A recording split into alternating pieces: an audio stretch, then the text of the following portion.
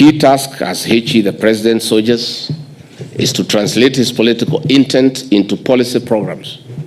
The president's political intent is critical clear in the Kenya Kwanza plan, the outlines in the bottom-up economic transformation agenda better. Through it, we are addressing the economic turbulence in the country, protecting the health of those without wealth, providing a decent roof over many more heads, and leading the nation to economic rebirth. The Kenya Kwanza plan is firmly anchored on three pillars which we must uphold at all times. First and foremost, we must maintain fidelity to the Constitution and the rule of law. Secondly, we must remain responsive to the needs and aspirations of the citizens we serve. Their trust and confidence in the government depends on our ability to deliver. Lastly, we must demonstrate unwavering loyalty to His Excellency the President as we carry out our duties and responsibilities.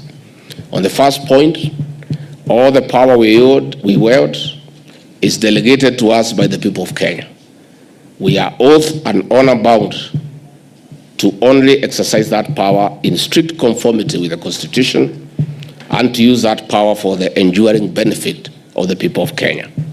On the second point, we must be open and accessible leaders who listen, learn, and lead not just by words, but by example. Don't lock yourself up in your office. Move around and find out what is really going on. Have an open door policy that encourages full and frank input from those who serve under you. Encourage diverse opinions, welcome different ideas. Great leaders forge great teams. That was a warning by Rigathi Gachagua, who was really aiming at the new ODM recruits in cabinet, telling them that allegiance is to the President William Ruto, and saying that in cabinet you don't have your independent mind, and so you must do what the president has said. And I believe that that was intended, that was very intentional, targeting the new cabinet recruits from ODM party who are going to be in big dilemma. Because the law, I don't know whether the law says or it is ethics that you owe allegiance to the president, but I don't know whether a constitution cuts the line that at what point are you allowed to say no. A story is normally told in this country that at one point the deputy president Rigathi Gachagua once told the president no.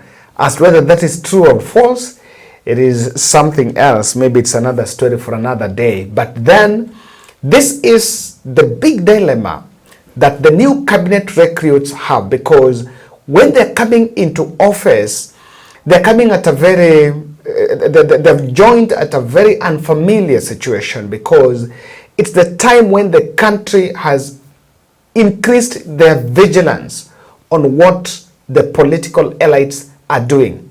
And while you owe the allegiance to the president, you must also not forget that you owe that allegiance to the people of Kenya.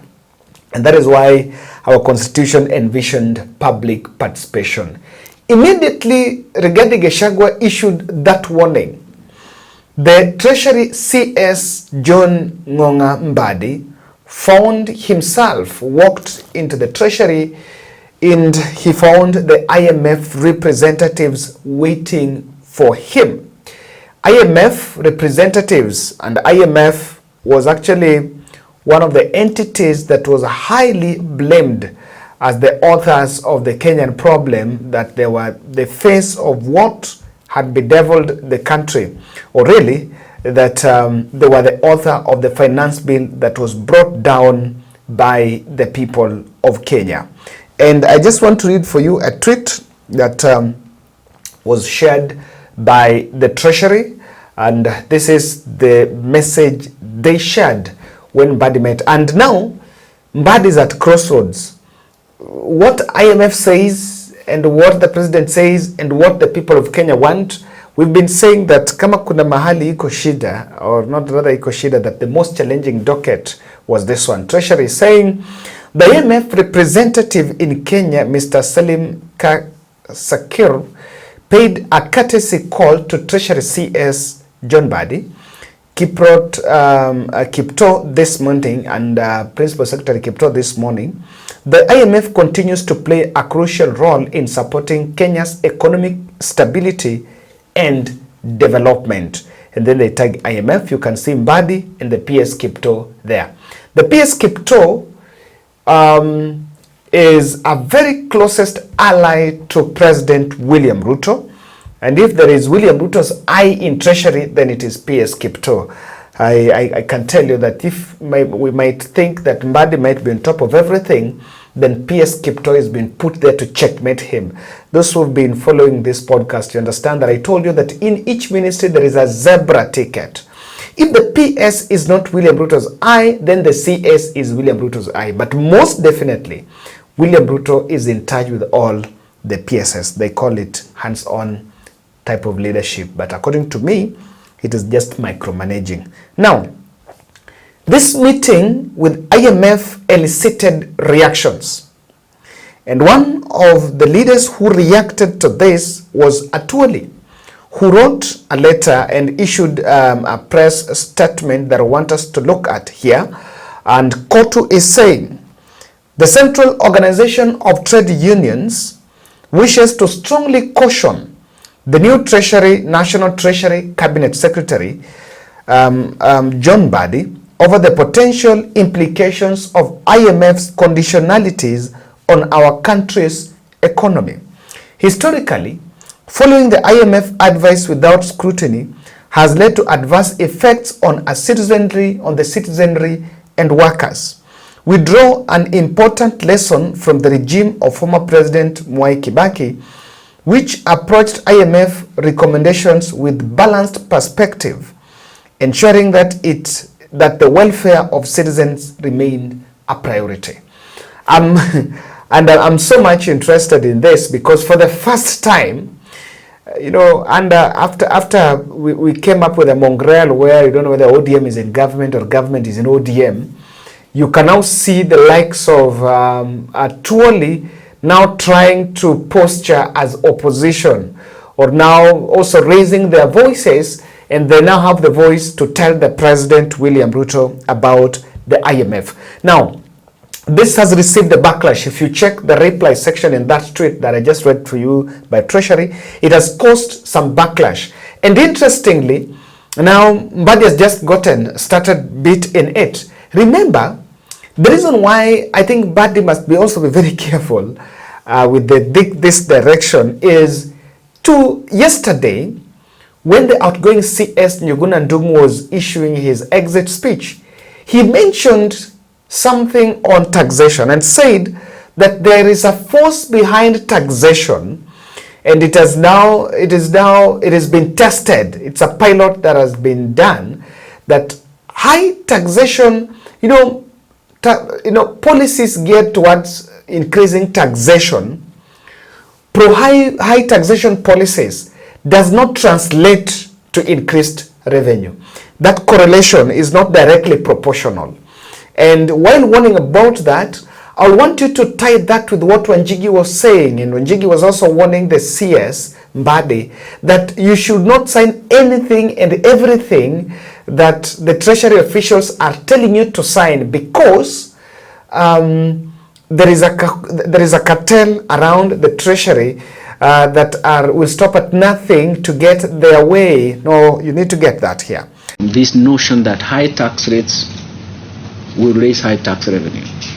The reality is the opposite. I don't want to mention who drives us there, but there are so many colleagues here to tell you exactly what we need to do. So because high taxes cannot bring you high tax revenue, what do we need to do? We need to study how we can optimize each tax instrument. Professor Njuguna Ndung'u may have not mentioned the forces behind high taxation in the country, but indeed confirms they exist. His parting shot in the Ministry of Treasury in a 19-minute speech was loaded with soft but punchy undertones of what was rocking his docket. Njuguna, taking a different stance from his former boss President William Ruto, was been advocating that Kenyans should hand over more of their hard-earned cash. The president has in the past said the overall tax burden is lower compared to other countries in Africa and beyond. So but I can tell you... What do you think then of his chances at Treasury? Will he solve the problems that no, he cannot. You have? He cannot. He cannot. They are too deep. In fact, I'm watching him. Next week, he's supposed to sign his first actual statements of revenue and expenditure. Gazette notice by the 16th. If he signs that notice, that Gazette notice, and he accepts something called odious debt, he has fallen into the trap. If I were him, I would be very careful what the Treasury officials ask him to sign. Very careful. If they even tell him this is normal, they are lying to him. It's a criminal enterprise, that Treasury. It is fraught with unconstitutionality and criminality, so entrenched and so deep and so far-reaching. I can tell you, Yvonne, if there was anyone to fear, forget William Ruto. The fear is, what are those forces that have taken trillions from us? So, this is what's happening. Mbadi, and you see, this meeting with IMF, it has become so fast, too early. And if my conventional thinking would be that IMF will still meet Treasury officials and that photo is not shared. Yes, you know, these meetings do happen. Do you want to tell me that that is the only meeting that the CS had in this office today, in his office today? There were many. But they could still do this and show. What are they saying? They are saying and they are telling the population that, look here, IMF is here with us whether you like it, and my people from my place will say whether you're Ndekni or Kethni, whether you tremble or do what, whatever you do, IMF is here with us. Now that is one thing they're trying to show. But you need to, and that is why I think IMF, and that is why the new cabinet recruits must tread very careful. William Ruto was speaking today in Kisii. It is this tied to this issue of, saying doing what the president wants. The president spoke in Kisii, and he said that he would be, after successfully running a campaign of some people brought down finance bill, and then I'm not the only one that is going to be called Zakayo. In Kisii, he dropped a hint that you will be returning some sections of that finance bill. And if you think it's wrong, you may also want to hear what Gathino Mushopa said, that fuel maintenance levy has been increased from 18 to 25 shillings. So he made this statement in Kisii. So mimi niko na maneno yenu. Si ndio? Si maneno affordable housing ndio hii. Si maneno ya hospitali ndio hiyo. Si maneno ya shule ndio nimesema. Si hii sitima nimesema. Si sasa imebaki barabara.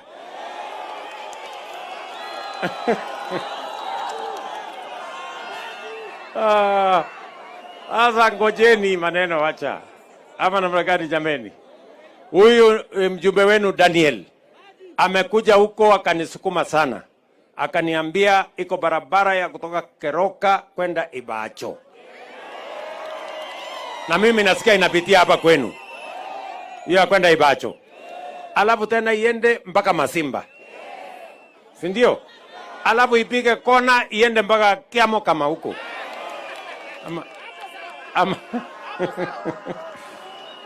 Ama namna gani? Lakini sasa unajua niko na shida kubwa. Kwa sababu sasa nilikuwa nimepanga hiyo barabara. Nilikuwa nimeweka pesa 130 billion kwa budget yetu. Sasa watu wengine wakatoka hapo na keserani finance bill wakaangusha. Sasa hiyo watu, mimi nataka tukubaliane. Mimi lazima nirudie hiyo kazi ama namna gani? Niende nitafute hiyo pesa tena ndio nikuje nijenge hii barabara. Bas, mimi niko na huyu mjumbe wenu, tutatembea pamoja na yeye mpaka tuhakikisha kwamba pesa ya kutoka Keroka, Ibacho mpaka Masimba imepatikana, tukuje tujenge hiyo barabara. Tuko pamoja? Tunaelewana? Sikizeni, mimi nataka mjue, serikali mimi ndio ninapanga maneno ya budget. Mimi naambia hawa wabunge wapitishe kule bunge. Wakipitisha bunge, mimi napata pesa, natafuta contractor na kuja kufanya kazi. Si namna hiyo? Sasa wewe mheshimiwa, nikilete budget bunge unapitisha haraka haraka, ndio hii maneno ya hii watu itembee haraka. What are we seeing? From the new, just from that, what I've shown you, I know that even Mbadi had mentioned that he was of opinion that there are some progressive elements in that finance bill that can still be adopted. But what Mbadi said is different from what William Ruto is saying. William Ruto is simply saying policies that can increase taxes so that they can go and build roads.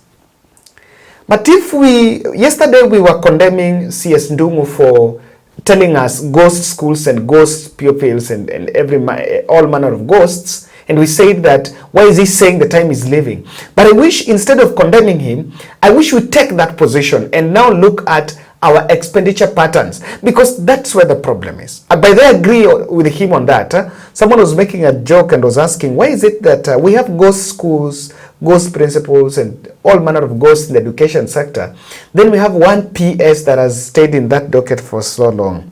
You can make your guess. What is his name? Is it Belio Kipsang or so? So, that is it. And just looking at the cabinet recruits from the ODM side, I want you to look at Joho.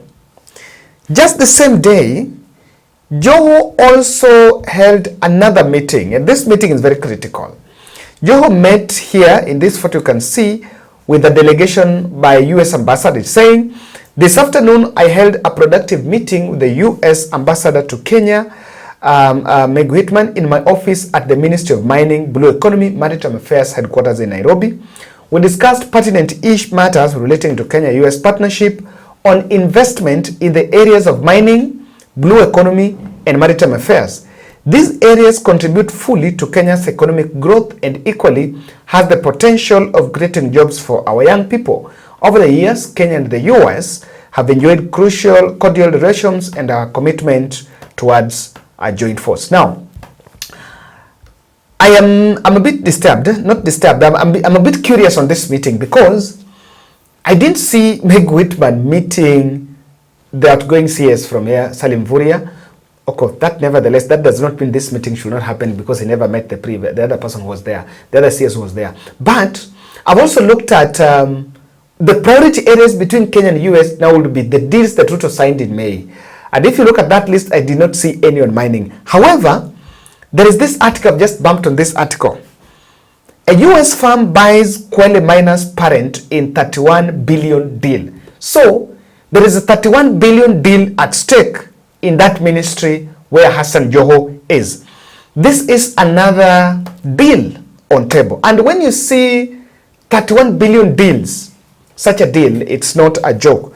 Kwale Titanium Miner, based Titanium's Australian parent firm, is set to be acquired by an American mineral resources firm, Energy Fuels, in 31.8 billion, 375 million Australian dollars, cash and stock deal. The deal will give American firm effective control over the Kenyan operation from September, a few months before the Kwale-based miners closure at the end of the year. Now, allow me to say something a minute just around this here.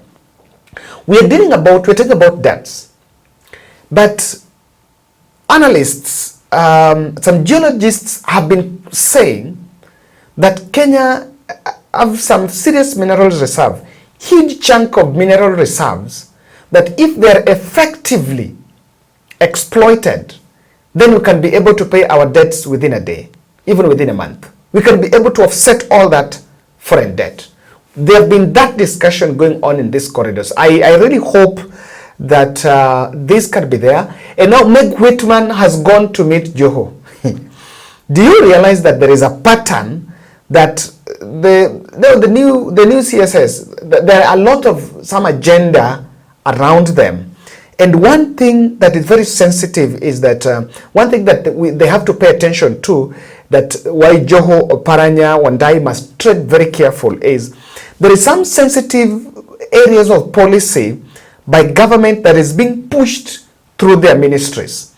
And I once analyzed and I said there will be chaotic transition, because even the team that was there Some of them have refused to go and officially hand over. And that will tell you the bad blood between the two ministries. So, looking at that deal at Joho desk, with the US team now dispatched there, and now with the IMF paying a visit to Mbadi, and Ruto government knowing that Kenyans have some rage against IMF because the finance bill that was rejected was believed to have been authored by them, I think they ought not to have shared it. Maybe even shared that photo publicly. But was it Mbadi himself who said he wants transparency in terms of communication? Now, I'm looking at these four aspects. I'm paying attention to these four aspects why now they need to tread very careful. Ruto is very hell-bent. Ruto is very rigid. And I think Kenya Kwanza, they have declined, or rather let me use the word, they have refused to relax policies and try to realign the government agenda even after what happened, even after the Gen Z protests. And this is what I'm saying. Kenyans protested, and we had all manner of propagandas of who and who was sponsoring. I think that discussion we settled. But after the Gen Z protest, one thing that the young people really took home, was the fact that their voices were heard, and someone have to hear the voices. That is bit of it. And now moving forward, the government will also have to act in congruence, or rather, let me not use the word congruence. He must also work in conformity, shoulder by shoulder, by the people of Kenya, because the people of Kenya are never sleeping. You do this, they wake up and they tell you, Mr. President, that is wrong. And even if they don't go to the street, the enemy of the president is not the street, because in the street you're going to employ the guns and the bullets. But there is the social media that is not censured, where they are expressing their positions on a number of issues. Now, if the more I listen to the president during these rallies, Kenya Kwanza is sticking to the sticky and stinking bottom-up agenda. I don't know what it should be, because to the best of my understanding, the first 2 years things collapsed. You know, the problem was not this finance bill. Exclusively, the problem was not finance bill. The finance bill here was a culmination of issues. A culmination of, remember how we pushed housing levy until even the court smashed it, but we pushed it down the people's throat. So, Ruto is hell-bent to thrive, to push through his agenda, even though those things are unpopular. But he wants to push them through, and they wanted to thrive in this political environment that has been created by the broad-based mongrel. Now, that is one reason why they need to be careful. Otherwise, there will be sacrifice in the altar of politics. Then the second thing here is, there is a globalist agenda. And let me just say something before I get to this globalist agenda. I just want to say here that Ruto wants to prove I was right and you, the people of Kenya, are wrong. And that is why he's still saying, I wanted to build road. I wanted to not build what? I don't wanted to do this. And because of no money, I have not done it. And in fact, I'm wondering, there was a circular that there is no new project, no new road to be launched, that will finish the ones that had started. But I'm seeing the president moving across the country launching roads. You know, even in Kisii, even a Posho mill was launched, but we say. There is a globalist agenda, and it is being fronted by now the Raila boys. The IMF is a purely globalist agenda. And what economists have been saying is, if the IMF facilities are not well scrutinized, it normally have an effect on the citizenry. Because what IMF, the conditionalities they bring is on how they can recoup their money. And because government only have two ways of collecting money, debts or the ordinary revenue, which is taxes, then they normally sort for the latter, taxes. And through that, the citizenry suffers. Now, you will also see the number of traps that are laid to mudslaying the Raila boys. So many traps. US is meeting Joho. They're buying a 34 billion project in Kwale, titanium farm in Kwale, which kind of kickbacks are involved in such deals. Very huge kickbacks. So we need to be very categorical, and I know very well, and probably Ambassador meeting Joho is also to clarify and clear all manner of name callings that were around Joho on that. And I tend to realize Joho is very happy about that new docket, by the way. He really needed it. On a light note, Joho really needed it. Joho is very happy. I remember the day he left State House, Akiekewa ile bendera, I was very happy. I think he was missing it because when he was a governor, he was having it. So corruption traps are laid all over. And I think traps are laid all over. And if they're not careful, you'll fall on one trap and it will be magnified. During the first 2 years of Kenya Kwanza administration, there were corruption scandals, but zilikuwa zinafichwa, zilikuwa zinafunikwa. They will try to do cover-ups because those are his people. If Wandai is going to be found in a corruption scandal, it will be blown by Kenya Kwanza to say that, okay, look, we are not even bad people, it is the new people that are bad. And lastly, the population does not judge policies based on party or tribe or individuals. The population judges policies on government level, what William Ruto government is doing. So they should be very careful.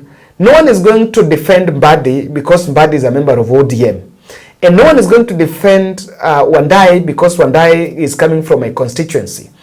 If things are not working, if the policies are not responding to the needs of the people, they will be judged based on that and not based on whether you are fronted by Raila or by who. So I think that's my take, that they really need to up their game and ensure that everything is laid bare. Thank you.